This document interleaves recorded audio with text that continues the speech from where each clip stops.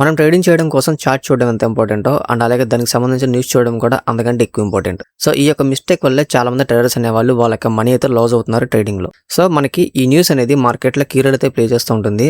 కొన్నిసార్లు దీనివల్ల మార్కెట్ యొక్క స్ట్రక్చర్ కూడా మారిపోయే ఛాన్స్ అయితే ఉంటుంది. మార్కెట్ అనేది either upside or downside కి అయితే స్ట్రాంగ్ అయితే మూవ్ అవుతుంది. సో ఈ వీడియోలో నేను దాని గురించి క్లియర్ గా ఎక్స్ప్లెయిన్ చేశాను. వీడియో స్కిప్ చేయకుండా ఎండ్ వరకు చూడండి. అండ్ బిఫోర్ దట్ నా ఛానల్ సబ్స్క్రైబ్ చేసుకోండి. అండ్ అలాగే పక్కన ఉన్న బెల్ ఐకాన్ ఆన్ చేసుకుంటే నేను పెట్టే వీడియో ప్రతి నోటిఫికేషన్ అయితే మీకు వస్తుంది.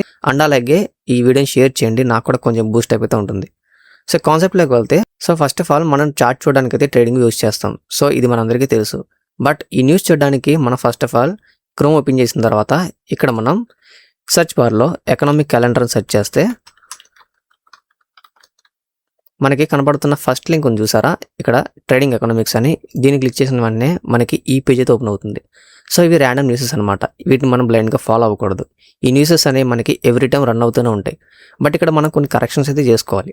ఇక్కడ మనకు కనబడుతున్న ఇంపాక్ట్ అని ఉంది కదా, దీన్ని మనం 3 స్టార్ పెట్టుకోవాలి. అండ్ అలాగే ఇక్కడ కంట్రీస్ని మనం క్లియర్ చేసుకుని ఇక్కడ నుంచి మనం యూఎస్ అయితే సెలెక్ట్ చేసుకోవాలి.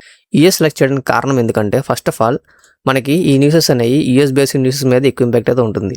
మార్కెట్ అనేది ర్యాండమ్ న్యూసెస్ మీద అయితే రియాక్ట్ చూపించదు. సో ఫస్ట్ మనం యూఎస్ సెలెక్ట్ చేసుకున్న తర్వాత మనకి ఈ పేజ్ అయితే ఓపెన్ అయింది కదా.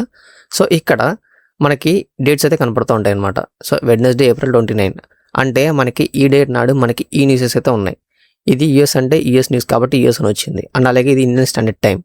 అండ్ అలాగే ఇది ఏ న్యూస్ అనేది దాని యొక్క నేమ్ అనమాట. అండ్ అలాగే ఈ న్యూసెస్ అనేవి మనకి ఎవ్రీడే అయితే ఉంటాయి. జస్ట్ మండే టు ఫ్రైడే వరకే ఉంటాయి. అండ్ అలాగే సాటర్డే సండే న్యూసెస్ అయితే రన్ అవ్వ అనమాట.